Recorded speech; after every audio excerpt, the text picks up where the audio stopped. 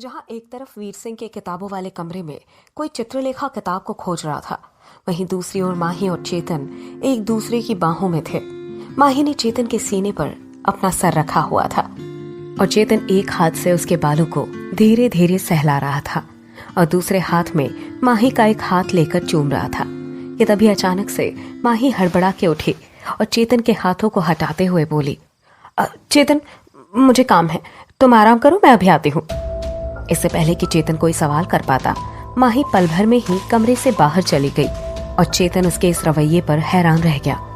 चेतन ने अपने मन में कहा, पता नहीं आज क्या हो गया है माही को, जब से आया हूँ कुछ अजीब ही बिहेव कर रही है। माही नीचे आई और भागते हुए किताबों वाले कमरे की तरफ गई, लेकिन जब उसे वहां कोई नजर नहीं आया तो वो अपने कमरे की तरफ आई और दरवाजा खोलकर अंदर आ गई। माही के सामने उसके कमरे में अर्पणा बैठी थी। उसके हाथ में एक काले रंग की पोटली थी। माही ने अंदर आते ही दरवाजे को लगा लिया और पलटते ही कहा, काम हो गया। माही की ये बात सुनकर अर्पणा के चेहरे पर मुस्कान आ गई। माही ने अपने हाथ की मुट्ठी खोली तो उसमें एक बाल का टुकड़ा था, जिसे अर्पणा उसके हाथ से लेकर देखते हुए मुस्कुराने लगी। अर्पणा ने कहा, मुझे वो किताब कहीं नहीं मिली। माही ने कहा, किताब नहीं मिली? पर वो तो उसी कमरे में रखी होती है, फिर कैसे नहीं मिली आपको चित्रलेखा किताब? किताब खुद से तो कहीं जाएगी नहीं। कुछ सोचकर माही ने कहा, ठीक है, मैं देखती हूँ, लेकिन अब आपको यहाँ से निकलना चाहिए। अर्पणा ने हाँ में सिर हिलाया और दोनों चुपचाप से घर के बाहर आए। अर्पणा ने अपने दुपट्टे से अपना चेहरा छुपाया और वहां से फौरन निकल गई। उसके जाते ही माही ने राहत की सांस ली और धीरे से बोली, आई एम सॉरी चेतन, मुझे माफ कर देना, मुझे ये करना पड़ा, लेकिन मेरे पास दूसरा कोई और चारा नहीं था, मुझे तुम्हारे बाल को चुराना पड़ा। अपने मन में कहते हुए माही जैसे ही पलटी, उसके सामने चेतन खड़ा था। उसे अचानक से अपने पीछे देख माही घबरा गई। चेतन ने माही से पूछा, क्या हुआ है माही तुम्हें? तबीयत तो ठीक है ना तुम्हारी? ये तुम्हें क्या हो क्या रहा है? अभी ऊपर तो इतना रोमांटिक हो रही थी तुम, और अभी ऐसे इतनी टेंशन में क्यों खड़ी हो यहाँ दरवाजे पर? चेतन के इस सवाल पर पहले तो माही चुप हो गई, फिर अपने आप को नॉर्मल करने की कोशिश करते हुए बोली, कुछ भी तो नहीं हुआ है मुझे, बस थोड़ी थकान की वजह से ऐसा हो रहा है, और कुछ नहीं। कहकर वो अपने कमरे की तरफ बढ़ने लगी, लेकिन उसकी आंखों में आंसू आ रहे थे जो कि चेतन देख नहीं पाया। जहां माही और अर्पणा चेतन और वीर सिंह से कुछ छुपा रहे थे, वहीं दूसरी ओर फूलपुर गांव के पड़ोसी गांव में वही तांत्रिक जिसने खूनी वधू को वश में करने की कोशिश की थी, किसी शमशान घाट पर कुछ अजीब ही क्रिया करने की तैयारी में लगा हुआ था। नदी के किनारे शमशान की जमीन पर तांत्रिक एक त्रिकोण के बीचों बीच बैठा आंखें बंद किए कुछ बुदबुदा रहा था। उसके एक हाथ में एक खोपड़ी थी और दूसरे हाथ में मिट्टी का बना कटोरा था जिसमें अंगारे भरे थे। सामने आग जल रही थी जिसकी रोशनी में तांत्रिक का चेहरा चमक रहा था। आग की धधक इतनी तेज थी कि पूरे शमशान में रोशनी चमक रही थी। ठंडी हवा के चलने से उस आग में थिरकन हो रही थी, जिससे ऐसा लग रहा था मानो धधकती हुई अग्नि कोई नृत्य कर रही हो। तभी उसने अपनी आंखें खोली तो उसकी आंखों में आग और गुस्से की ऐसी लालिमा थी जैसे आंखों में खून तैर रहा हो। तांत्रिक ने अंगारों से भरे उस कटोरे को आग में डाल दिया और फिर अपने दोनों हाथ में उस खोपड़ी को उठा जोर से चिल्लाकर बोला, खूनी वधू, आज तेरा नाश निश्चित है। उस दिन तो तू मेरे हाथों उस मूर्ख युवक के कारण बच गई, लेकिन अब तेरे साथ साथ उसकी भी खैर नहीं। तुझे क्या लगता है तुझे बचाकर उसने मुझे हरा दिया और तेरी रक्षा की? इतना कहकर तांत्रिक जोर जोर से हंसने लगा और फिर उसने दहकते हुए आग में उस कंकाल खोपड़ी को रख दिया और फिर जोर से कोई मंत्र पढ़ने लगा। तांत्रिक के चेहरे पर एक गहरी कुटिल मुस्कान थी। उसने धीरे से कहा, अभी तो मैंने अपना काम शुरू किया है, बहुत जल्द मेरे हाथों तेरी मौत निश्चित है। तांत्रिक खूनी वधू से अपनी हार का बदला लेने के लिए पूरी तैयारी कर रहा था। वही इस बात से अनजान चेतन अपने कमरे में बेचैनी से टहल रहा था। फिर कुछ सोचकर चेतन घर से बाहर निकल गया। रात के करीब 10 बजे होंगे। पूरा फूलपुर गांव सन्नाटे में था। सड़क पर ठंडी हवा चल रही थी। दूर से कुत्तों के भौंकने के अलावा कहीं कोई आवाज नहीं थी। वो तेज कदमों से चलता हुआ खुद से बोला, मुझे उस अजीब से कॉल के बारे में पता करना होगा, उस मधुमिता के बारे में और मेरी उस गलती के बारे में जिसके बारे में वो बात कर रही थी। चलते चलते वो मंदिर के पास पहुंचा और कालदूत को आवाज लगाने लगा। कालदूत, कालदूत, कहाँ हो तुम? मेरे सामने आओ, मुझे तुम्हारी जरूरत है। लेकिन कहीं से कालदूत की कोई प्रतिक्रिया ना पाकर चेतन उसे मंदिर के चारों तरफ खोजने लग गया। काफी देर तक वहां भटकने के बाद भी जब उसे कालदूत नहीं मिला तो वो वापस वीर सिंह के घर की तरफ लौट पड़ा। जैसे वो बाहर का मेन डोर खोलकर अंदर जाने को हुआ कि उसे जमीन पर कुछ चिपचिपा सा चमकता हुआ दिखा।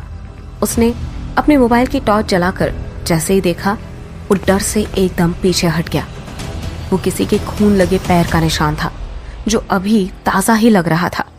चेतन घबरा गया और कई अनहोनी बातें उसके दिमाग में एक साथ चलने लगी।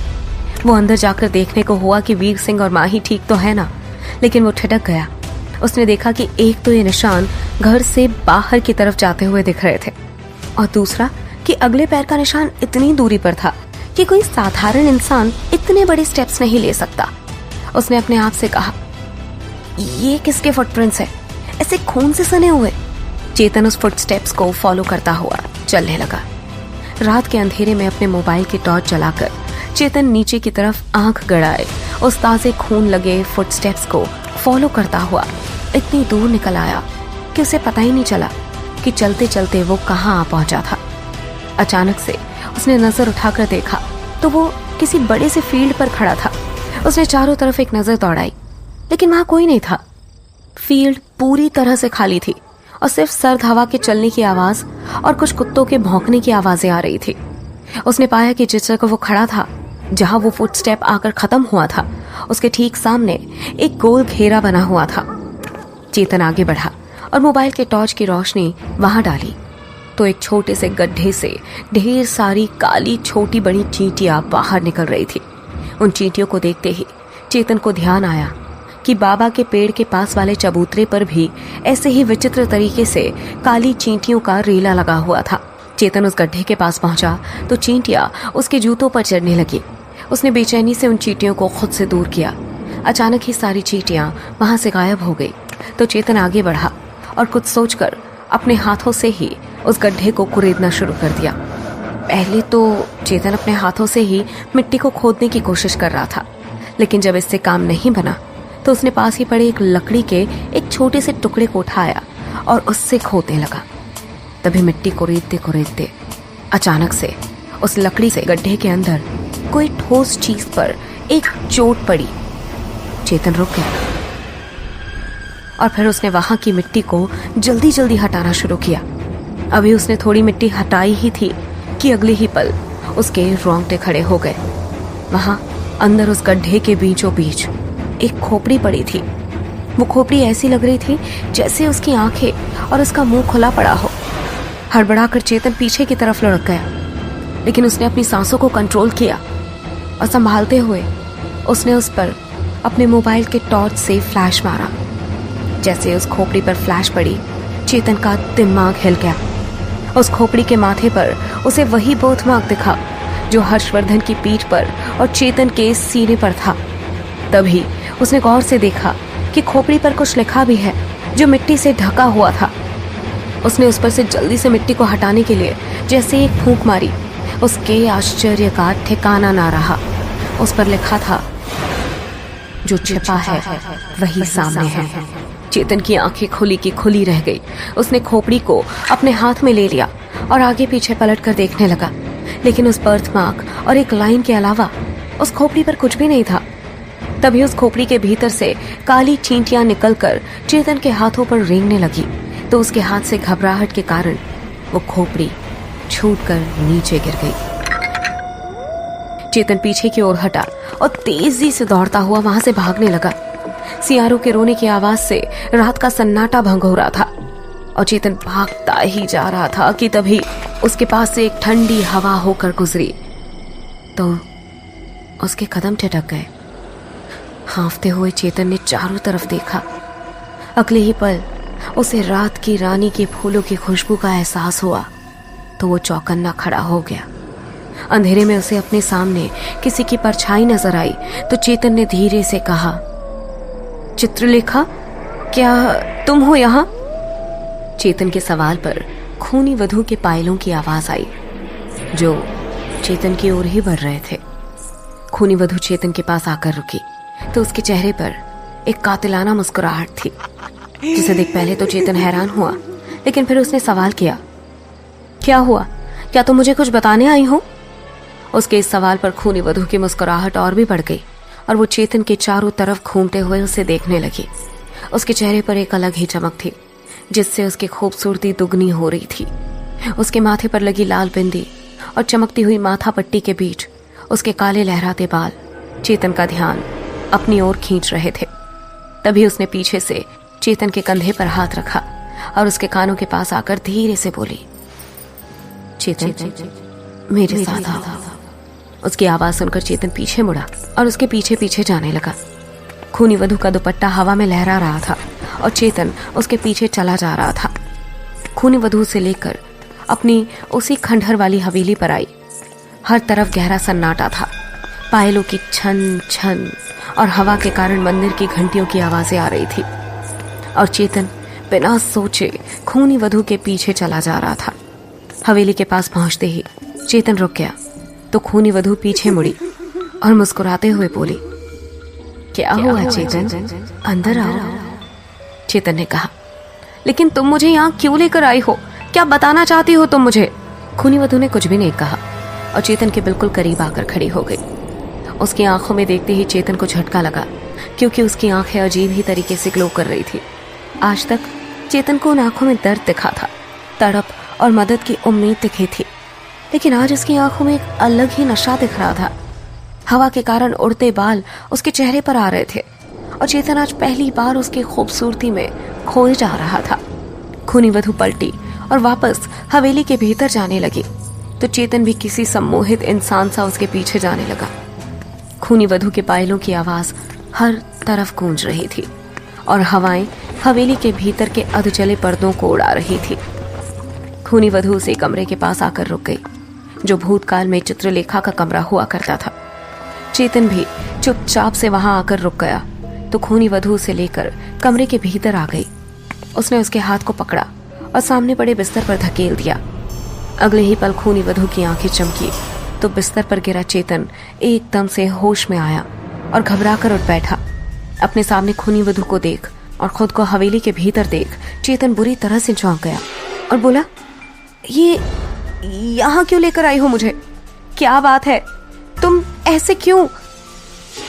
चेतन अपनी बात पूरी करता कि खूनी वधू हंसने लगी और चेतन के बिल्कुल करीब आकर उसकी आंखों में देखते हुए बोली, गलती का भुगतान तो करना पड़ेगा ना चेतन। इतना कहते ही खूनी वधू के आंखों का रंग खून सा लाल हो गया और उसके चेहरे के भाव बदल गए। जहां एक पल पहले वो मुस्कुरा रही थी, वहीं अब उसके चेहरे पर गुस्सा नजर आ रहा था।